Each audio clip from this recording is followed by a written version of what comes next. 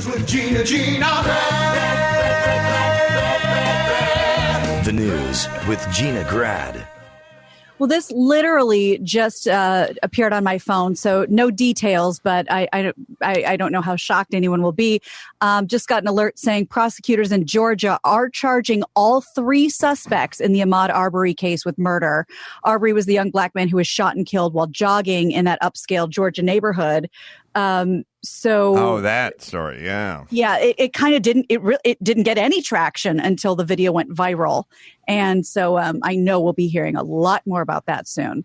I was watching the story about the cops that shot the guy at the Wendy's, and the one cop who did the shootings getting charged for murder, but I don't get why the other cop who didn't do any shooting is being charged. He's getting charged with like aggravated assault or something. Yeah. Wasn't one of them like standing on the guy's shoulders while he was already down, like pinning him down?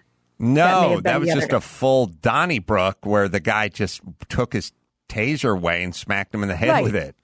Right. But after that, when he was already on the ground, wasn't one of them standing on him? After he got shot? Oh, is that what they're doing? Let me maybe that's check it. that. Maybe that's it. That may be why, but I do want to confirm that before. But yeah. That's what they're charging for. I think so.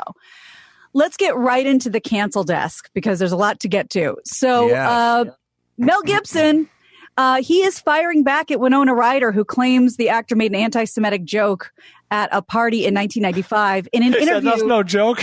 Well, there's been some good Twitter lines. A party from 1995? Yeah. And it's coming out now, but it also was a thing earlier. I'll explain. In a new interview, Winona said Mel called her an oven dodger after learning she was Jewish. His rep tells the New York Post this is 100% untrue. She lied about it over a decade ago. Wait a minute. The Jews are ambulance chasers. They're not oven dodgers. Yeah, can we spin that as a compliment? Yes. Wow. Successfully dodged, I'd point out. They're penny pinchers and ambulance chasers, but they're money grubbers. Money grubbers. That's right. What do you get that? Yeah, he's way out of line. Sorry, go ahead. New to me. She's lying about it. She was lying then. She's lying now. Winona first mentioned the incident in 2010 in a GQ article. Now, Mel has been cut from the Netflix upcoming animated Chicken Run sequel over the allegations. Gibson has should we say a rich history of some anti-Jewish comments. 2006, he was booked for a DUI near Malibu, California, and allegedly said to the police officer, Jews are responsible for all the wars in the world. I spoke to like a producer when we were sitting around in Dennis Quaid's living room the other day after his block party. He just said, like Mel Gibson said he was developing or something, and like Mel Gibson said to him, there were no Jews in the Twin Towers. Like the Jews were all told to leave the Twin Towers, and this guy was like laughing, and like Mel was like, no, seriously. And whatever that is. That's my friend's dad who died in the Twin Towers. Was he Jewish? Yes. He didn't, I know. Now we have a he said, she said situation. We'll never know the truth. We'll never know. But the point is he's evidently in on this shit.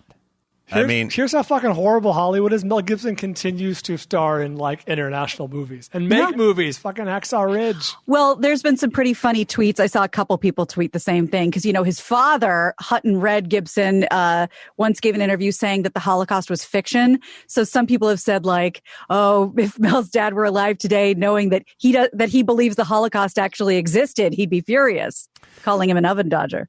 Oh, yeah. He's confirming the Holocaust. Yeah, this is a good example, like Mel Gibson's dad and Mel Gibson to probably a lesser degree than his dad, although I don't know how much.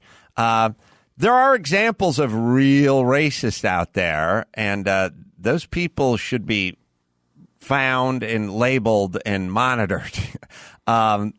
But you finding a PVC pipe that's strung through a rope and hanging from a park in Oakland, that is not it. And the problem with that is we only have so much bandwidth. We only have so much time to focus on this guy versus that guy. I mean, it's this sort of Al Franken versus Harvey Weinstein situation. There are real situations out there. These people exist.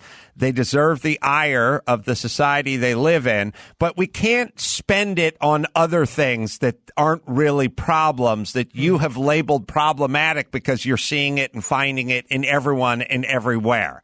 So this is the danger of that. You know, we're going to get the FBI to do a full investigation of the jungle gym the guy had hanging from the tree. It's like, okay, but then there'll be something else that they won't be able to get to because they're spending time on what you want them to spend time on. But is this, this just popped into my head as you said this, is this an example of when you say, I don't care if you're an arsonist, if you've never lit a match? Because Mel talks a lot of shit, but I don't know if he's personally ever done anything harmful to a Jewish person. I don't, in terms of a physical threat, but he certainly seems like he has an issue with my people. Well, I think there's a couple angles here. One is yes, I do want the rubber to meet the road at some point. If you are going to say you are this, you don't like these people, or you're going to, but you never actually put a plan into action and you're a taxpayer, then I don't mind you that much. I think there's a social aspect to this where you just go, I'm that way with people over 14 who put ketchup on hot dogs. I just don't care to be around them. You know what I mean? You've crossed the line. I'll go over here with Same thing. I'll hang out with the racist. Thank you. You hang around with the folks that put ketchup on hot dogs past the age of 14. It's not the same thing. It's worse. I didn't realize that. The ketchup is worse. Well, for me, yes. And then there's situations like, it's like there's people who love a certain kind of music that you probably hate. And there's people that have 6 chihuahuas or whatever. And you're like, I hate chihuahuas. Like, I probably wouldn't want to hang out with that person. So there's kind of a social, like, hey, if this guy is anti-Semitic, and he never does anything about it, but he's just anti-Semitic, I wouldn't want to work with him. I wouldn't want to hang out with him. But he loves putting it out there. I know. Yes. Sorry. I'm with you philosophically in the obvious difference between someone who just has racist thoughts or is a racist in their mind and someone who drags someone behind a truck. There's an obvious difference there. But Chris, can you please just Google the simple definition of racism? The definition is someone who believes that the one race is superior to another, or believes that or feels prejudice. You don't have to drag someone behind a truck to be a racist. Mel Gibson is a really good example of someone who's, well, maybe he's anti-Semitic, maybe he's racist, maybe he's both. He's the perfect piece of shit. Oh, you heard the hot tub tapes. I think he's pretty racist. Right. But it can exist in your mind, but if you're a racist, if you believe that one race is superior to another or some version of that, you're fucking racist. Yeah, I agree. But you say you need evidence, you need arson, you need a burned down building. No, but I'm not interested in thoughts as much as I'm interested in actions. So it doesn't move the needle as much. Well, it's just, you know what I mean. Look, obviously there's also this aspect of it too.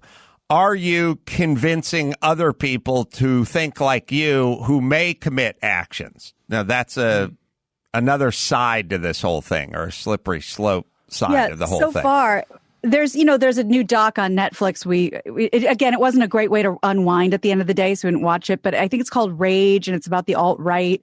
And, there's a lot of guys that are pretty outspoken. So far, haven't seen Mel being the guest speaker at any of these rallies. So, we'll see if that ever comes up. Well, I'll get rid of racist. So we'll get back to the good old-fashioned pedophile. If you're obsessing on pedophilia and you never put your hands on a kid, I still don't want to hang out with you, but I would definitely be more upset if you put your hands on a kid, It's an obvious difference. I look at you as a flawed person, a troubled person, and a whatever person, but there is a difference between physically putting your hands on somebody and thinking these horrible thoughts. Now, of course, we'd like to live in a world where you didn't think those thoughts and didn't put your hands on kids, but I do draw a distinction between, I'm not going to defend Mel Gibson because I think Mel Gibson headline. I think Mel's thing is, I tend to think he's a half racist and half bad alcoholic.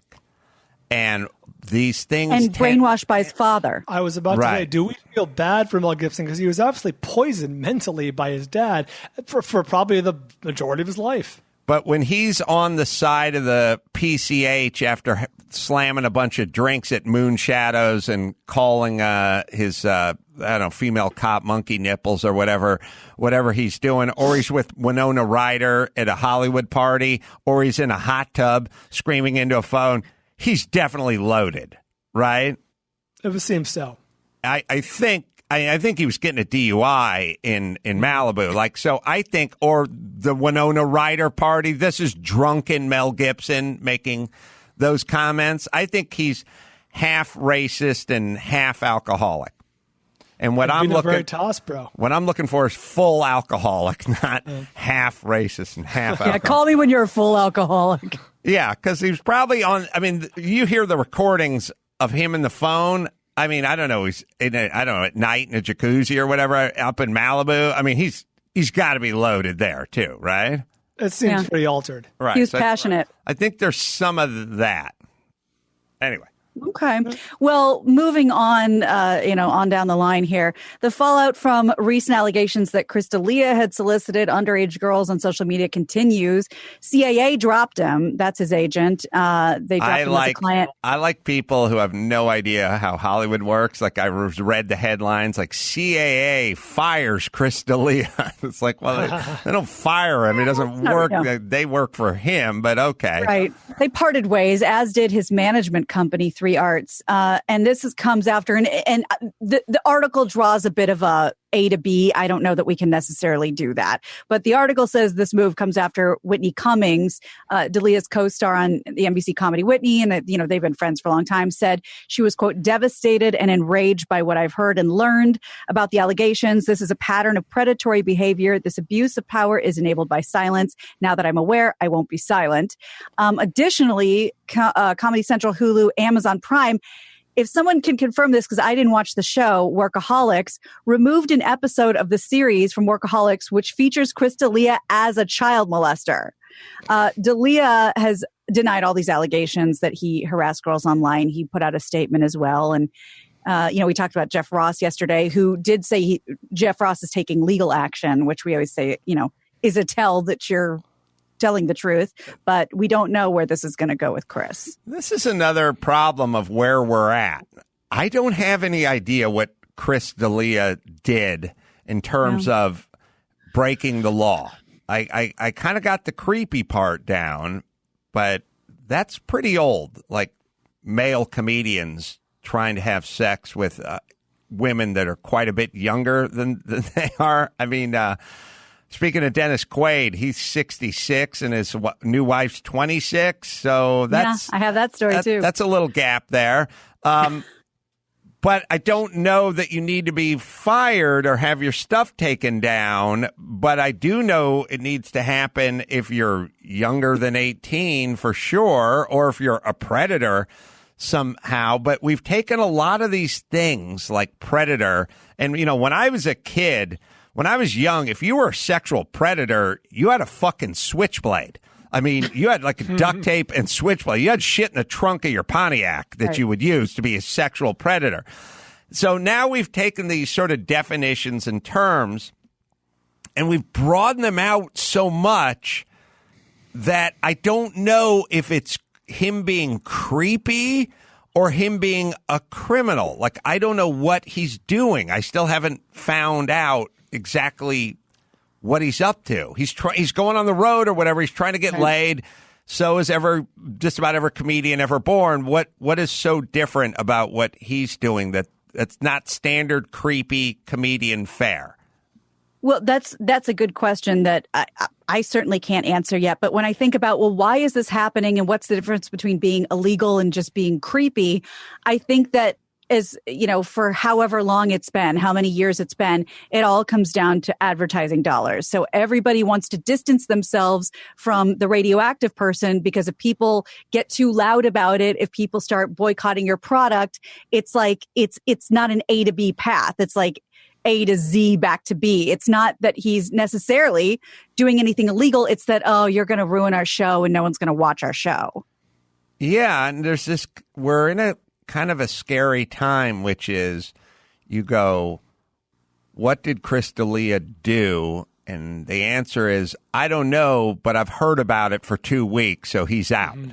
It's like, must be something. Okay, but we're just talking about it, but I don't know what's actually going on. I don't who is coming forward and saying, it was my 16th birthday and I went to see a show in Denver, and after the show, he plied me with alcohol. Like, I'm curious. I'm open to it. But I don't know that creepy is enough to get you. I guess it's enough to get you canceled now. But yes, I don't know the ins and outs of the whole case, but even the text exchanges that we read here on the show were of the nature of like, "How old are you? I'm 16. Oh, sorry, too young." Right? Wasn't that? Yeah, one girl tweeted that her friend had sex with him when she was a teenager, but there's not a lot of direct, like, it was me and I was 14. There does seem to be a lot of secondhand information. You know what else? Yeah. Well, it's kind of reminding me of so you send Chris D'Elia a thing and he goes, "How old are you?" And you go, 17. And then he goes, "I'd like to, but you're too young for me." That means he didn't do it. He answered, right, and he said, "It's your example. It's creepy, but it's not illegal." I had Chris grab the Dennis Prager defense of Kimmel, and the thing that Kimmel was getting slammed for the other day too is like Megan Fox. Like, I was 15, I was in a bikini, and Jimmy gave an appropriate response, and again. Yeah. I just grabbed this clip because we were talking about it yesterday, and as I've said, Dennis isn't a fan of Jimmy, but he's intellectually honest, and he's going to defend him on his syndicated radio show. We cut together 1:30, and we'll listen. But listen to what Jimmy says. Why is Jimmy being dragged out to the woodshed? Here we go. Jimmy Kimmel is in trouble now for this, and this is Megan Fox on his show, the actress, 2009. I had just turned 15, and I was an extra in Bad Boys 2. Really? And yeah, they were shooting this club scene, and they brought me in, and I was wearing a Stars knee and a Rebel Boy hat and like 6-inch heels. And he approved it, and they said, Michael, she's 15, so you can't sit her at the bar, and she can't have a drink in her hand. So his solution to that problem was to then have me dancing underneath a waterfall getting soaking wet. And that's perfectly wholesome. At 15, I was in 10th grade. So that's sort of a microcosm of how Bay's mind works. Well, that's really a microcosm of how all our minds work. But some of us have the decency to repress those thoughts and pretend that they don't exist. So he has been skewered for that. I thought this is a girl in a bikini and 6-inch high heels under a waterfall, dancing, and he acknowledges and then says the right thing. Yes, that's what we think, but decent of us don't express it. That is exactly the right response. Exactly. So what lesson do we have to teach Jimmy? Also, hey, everyone, you're in front of an audience. You're trying to make people laugh. I was going to say, like, a lot of the stuff on Twitter is like, oh, the audience laughed or Jimmy laughed. It's like, the emphasis was clearly on that as a punchline. Now, she may not have been like, isn't that hilarious? But she was leading up to an anecdote that, had a punchline. Yes. He was, all right. So he handled it. Which is, yes, guys think that way, but it's our job not to act on it. Especially, as opposed to, I'm taking a stand against Michael Bay right now, right here. Please join my change.org petition. Well, again, it's it's my Billy Bush conundrum. Like, what did you want Billy to say when he thought the mics weren't hot and Blowhard Trump was talking about grabbing him by the pussy? Do you want to go, hey, I have a daughter. I'm sorry. This interview is, and you laugh and you go along. The people don't really understand that most people operate that way, especially. That yes, go ahead. Sorry, that reaction would have been inappropriate because Megan Fox was telling the story where she was the victim. You know what I mean? Where she was the one being objectified. He did kind of hit Michael Bay with some shrapnel there at the end. I agree with Jimmy and I agree with Dennis. That's probably the right response. Right. Okay. And speaking of that, I just realized how long until we ban one of my favorite movies, Dazed and Confused. Because talk about an inappropriate relationship. The most famous line from the movie is Matthew McConaughey going, "That's what I like about those high school girls. I get older and they stay the same age." Yeah. I mean, that's the most famous line from the movie. And, oh, what a character, what a different time. And anyway, blah, blah, blah. But not only is that line, it doesn't hold up, but can we watch that movie? Do we blame Matthew McConaughey? What do we do? It's funny, Max Pata. We'll see how good the internet is, but there's a scene I always liked, and maybe it just spoke to me because I was a ex-jock in high school, and when I was like 19 or 20, I just felt I was like picking up garbage on a construction site. Like I went from the star football player to like the lowest guy on the construction site, and it was devastating. Like it was emotionally devastating. And in the movie Breaking Away, there's a scene where young Dennis Quaid was the star of the football team, and he's like standing by the football field at Indiana University. He's watching all the young guys practice, and he's explaining he just keeps getting older, and they never change. Like it's a sort of jock version of exactly what you were saying, but it was a funny. I totally identified with it. Like you went from, it's one thing to go from it's one thing to go from the apartment building to the outhouse. It's just the penthouse to the outhouse sucked. Like when I was in high school, I was sort of in the penthouse. I was a star football player. Like it was cool. I had an identity, and it was right to carpet cleaning and digging ditches, and it was brutal.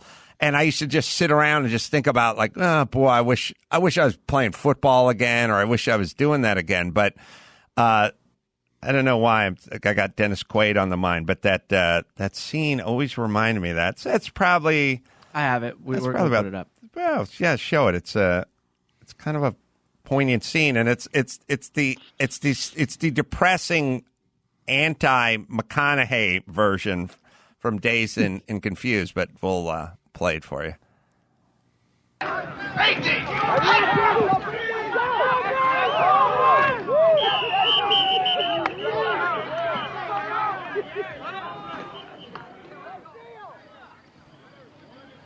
I used to think I was a really great quarterback in high school.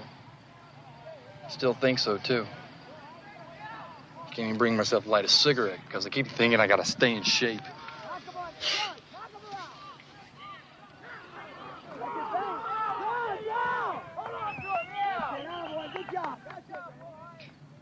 You know what really gets me, though? I mean, here I am, I gotta live in this stinking town, and I gotta read in the newspapers about some hotshot kid, new star of the college team. Every year is gonna be a new one. Every year is never gonna be me. I'm just gonna be Mike. 20-year-old Mike. 30-year-old Mike. Oh, mean old man Mike. These college kids out here, they're never going to get old. They're out of shape. Because new ones come along every year. They're going to keep calling us cutters. All right. His wife. Same sentiment. His wife was born 26 years after he shot that scene. But same sort of super depressing thought I had when I watched that scene. And Kelly from Bad News Bears is in it. I was going to say Jock Hero Haley in the foreground. Another movie that needs to be buried in a landfill and never see the light of daylight again, from that one scene where they introduce, I believe, Tatum O'Neal. Oh. You know what I'm talking about? Bad News Bears. Unsavory language. Yes. Unsavory language coming out of a kid's mouth. Oh, there's a lot of N-bombs. Yeah. Mm-hmm. Yes, sir. Well, moving right along, Brooklyn Nine-Nine star Terry Crews has announced that the NBC show is scrapping its first 4 episodes of its 8th season and starting completely over again to reflect the current social climate amid all the things that are going on. Crews told Access Hollywood, quote, "We talked about what's happening in this country and we talked about the shift of consciousness going on. They had 4 episodes all ready to go and they just threw them in the trash. It's like, we have to start over. We've had a lot of somber talks and very deep conversations. Through this, we hope to bring something that will truly be groundbreaking this year." So I don't know what they had on the schedule, but it went in the trash. I don't know. Where Tina Fey's getting rid of episodes from 10 years ago. Yeah. Now Brooklyn Nine-Nine is pre-scrapping. Like we're getting rid of stuff before it gets out. I don't know. It feels, look, the statues or the films or the aforementioned from other podcasts, Gone with the Wind and all that kind of stuff. I don't know. Going after the art. Going after the movies, going after the episodes, we're straying into a kind of a dangerous area here. Mm-hmm. Yes, Brian. I agree with you as it pertains to all those previous established, already released things where we're taking a eraser to history. But in the sense that I don't watch Brooklyn Nine-Nine, but it's about cops, and in a sense that it's now and it's current, and it might be just tonally off.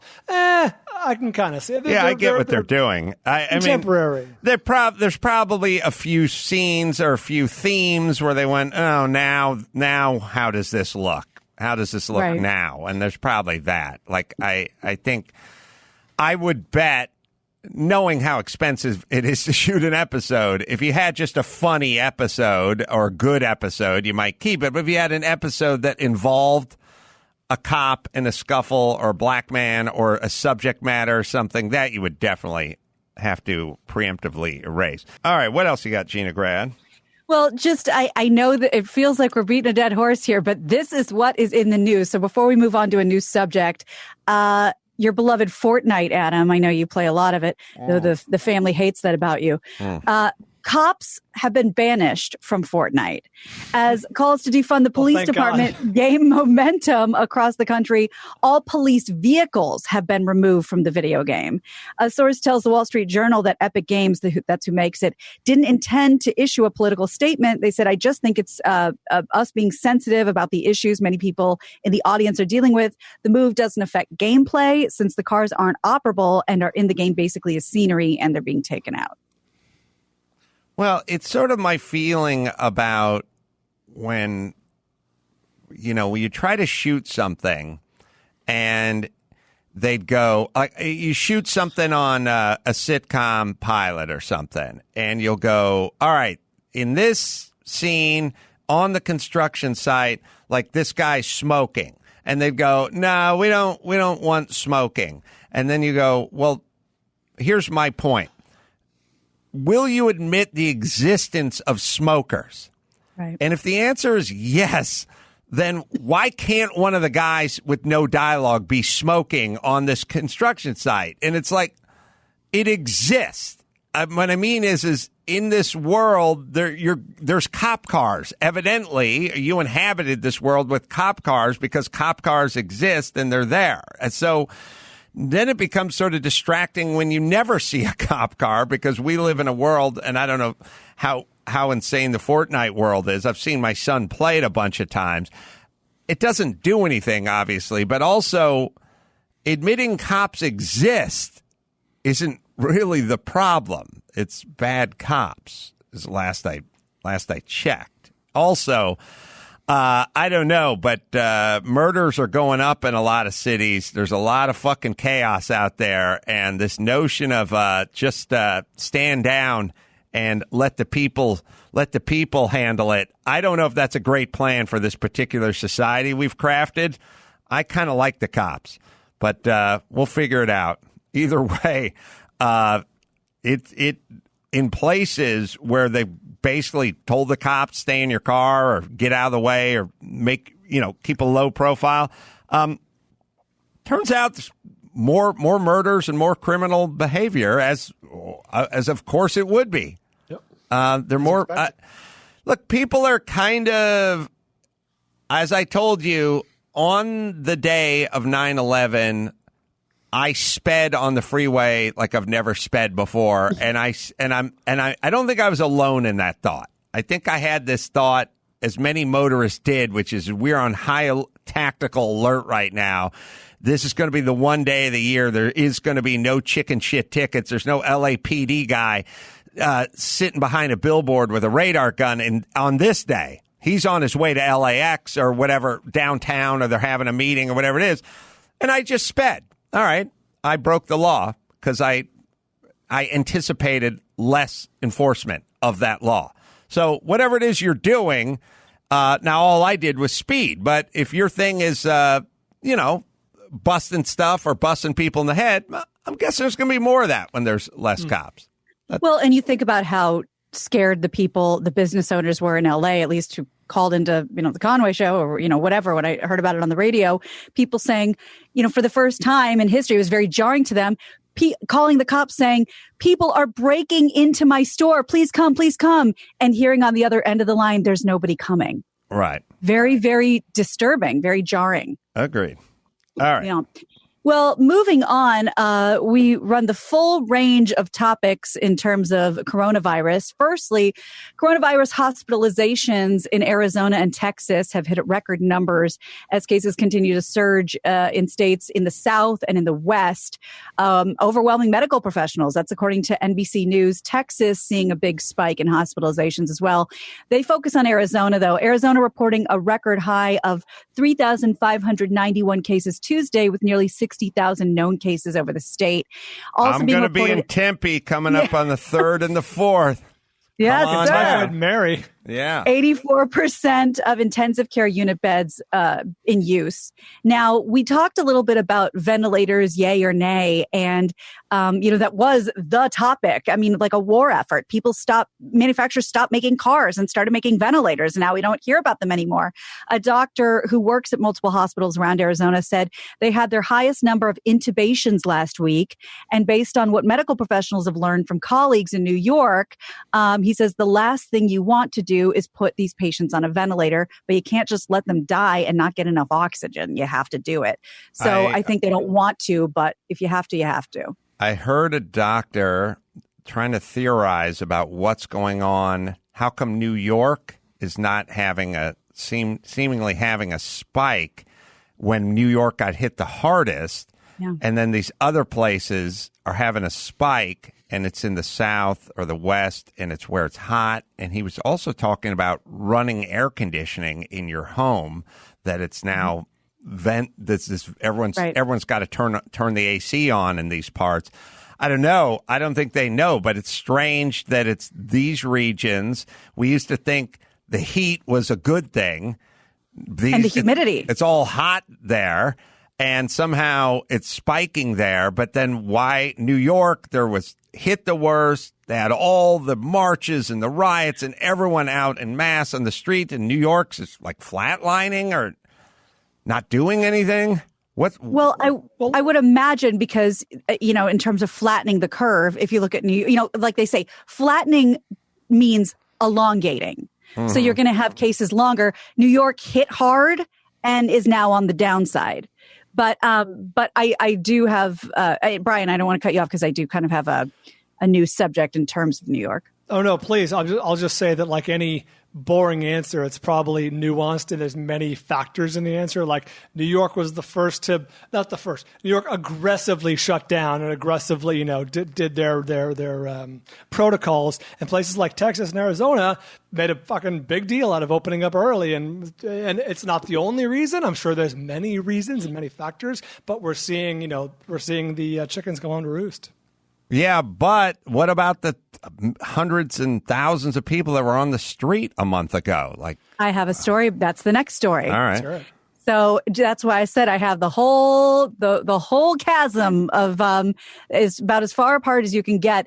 A new study put out by the National Bureau of Economic Research, that's in Cambridge, Massachusetts, says there has not been a COVID spike among places with mass protests. And it is, I read almost the whole study. It's just it's like a, like a doctoral, like a lot of language and terms. So I abbreviate it and I just pulled, pieces from it. So I'm going to read exactly from the abstract data portion. It says, this study uses newly collected data on protests in 315 of the largest U.S. cities to estimate the impacts of mass protest on social distancing and COVID-19 case growth. And skipping ahead here, we find no evidence that urban protests reignited COVID-19 case growth during the more than 3 weeks following the protest onset.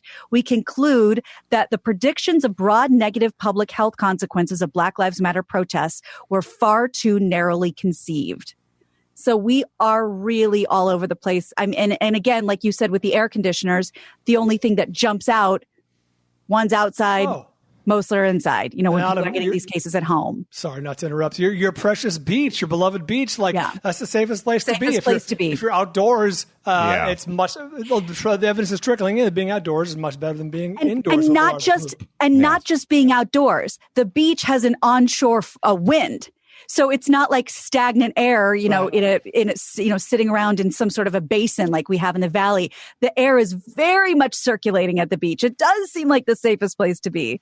And I may have mentioned this on the show before, but I think it was Neil Saavedra on KFI talking about, at restaurants, the people who are getting sick are the ones sitting on either side of the air vent. Yeah. Oh. Interesting. In terms of air conditioning, yeah. Well, see you guys at Gladstone's coming up this Saturday. By the way, I don't know if you guys all have a restaurant that was on your impossible list as a kid, but for me, Gladstone's is on. The Sizzler and Van Nuys was a bridge too far for the Carollas, but you have a lot of restaurants that are on your impossible list. It's true, but the Mount Rushmore was Gladstone. The name represented, like unobtainability. It was, on PCH, on the ocean side of PCH, right off kind of between Malibu and Will Rogers Beach. It was like surf and turf and famous restaurant, walked up, and it is like. No way are we ever going. Like the notion of eating at Gladstone's just seemed like it was more symbolic, really, than anything. But like every once in a while, I'd have some friend. It's like, oh, for graduation, we went to Gladstone's or something like that. I'd go, how does that work? Like, first off, how do you get there? It's on the other side of the hill. Like we have a car that works. Like, yes. Yeah, and it is every once in a while. There was Gladstone's, where the sun meets the sea. There was Gladstone. There were two places I knew of as a kid and were a bridge too far. There was Gladstone's, and then there was the Skipper from Gilligan's Island had a restaurant off of La Cienega that was called like the Lobster Barrel or something like that. What is his name? What was his Bob? Alan Hale's Lobster Barrel. Alan Hale's Lobster Barrel. It was like a picture of the Skipper like up on the sign and like lobster was in the title. You know what I mean? And it was on La Cienega right by Santa Monica. And I once in a while we'd pass it or whatever and I just go, who eats there? Yes. Ever since I moved to LA when I was 17, and I think right around the time I moved, I think Spago opened, and that was always the one. Spago. Sure. Oh, yeah, maybe for lunch is Spago. And like, I remember Christy at one time, we were married for like 5 years. She's like, you want to know Spago? I'm like, we can't afford that. I'm like, oh, wait, we can. Like, it's just a fucking restaurant. Well, that's the crazy thing. Yes, Spago, I've it's like been to the Ivy or whatever. Nobu is still a bridge too far for me. But even when it comes to money, it's not about that. In an Adam Carolla, no self-esteem way, I'm not good enough for a fancy restaurant. Right. Or I'll get a takeout. I'll eat it in my living room. I'm not good enough to sit there. I literally, Nobu on PCH, like Nobu and Malibu opened up. And I said to Matt, the porcelain punisher, I was like, can you get a reservation there? Like at 5? It's like, nope. Like, can you get one in 3? Nope. Like, when's the first one that middle of August is like their first their first open a doctor's appointment. Yeah, and then you have to sit on someone's lap. Yeah. Christy and I walked in instead of the sushi bar one night. Oh. Just walked right in. Nice. So great. All right, let me hit Tommy John. Find me Alan Hale's lobster barrel, Maxipat. It's going to make me laugh. Yeah, we have a picture of it right here. And then it doesn't seem upscale. Skipper, Alan. No, but that's the whole thing. Like, it didn't need to be upscale. It's got the word lobster in it, so that's already, forget that. And it's got steak under the word lobster. And it's a famous actor. And someone's famous. With his visage. Like Kenny Rogers Roasters. Right, and it doesn't have, it's just, there were certain markers, like there were certain restaurants that didn't have a lot of windows, like I think it was like Chadney's or something, like the one Johnny Carson used to always go to after he did the Tonight Show. Was it Chadney's or Chasen's or something? Yeah, for the Mateos on Westwood had no windows. It was just a big, columns. Oh, been there. Right. Yep. There was something about that just made it expensive. We needed cafeteria-sized glass on the front of everything. This was, what was that? Across the street, Chasen's, Chadney's, or something like that, but it's where Johnny Carson would evidently go and have a few pops. I mean, Johnny Carson must have driven from Burbank to the colonies in Malibu every single weeknight at 10:45 in the evening, completely shit-faced, right? I mean, that guy. Isn't the rumor that he'd get pulled over and they would, they would see it was Carson, and then they'd give him a police escort home? Was that the rumor? In the 70s, if you pulled that guy over on his way home, yeah, he got an escort back to the colonies. But he probably circumnavigated the globe at a .17. What was that, Chad? It is Chasen's. Chasen's. Yeah, or Chasen's. I don't really know how to pronounce Chasen's, yeah. Windowless. Yeah. And next door. I have a picture of that one, too. It looks like it could be a strip club now. Jesus, remember a celebrity? When you were a celebrity back in the day, you had your own booth at Chasen's. You got a police escort home when you're driving drunk. Now you just get taken out to social media and everyone beats the shit out of you. It's not worth it. I know of Chasen's. Where is or was Chasen's? Chasen's was like directly across the street from NBC, where the Tonight Show, where the Leno, the Carson and all Riverside that, just literally just across the street. It was on Beverly Boulevard. No, different one.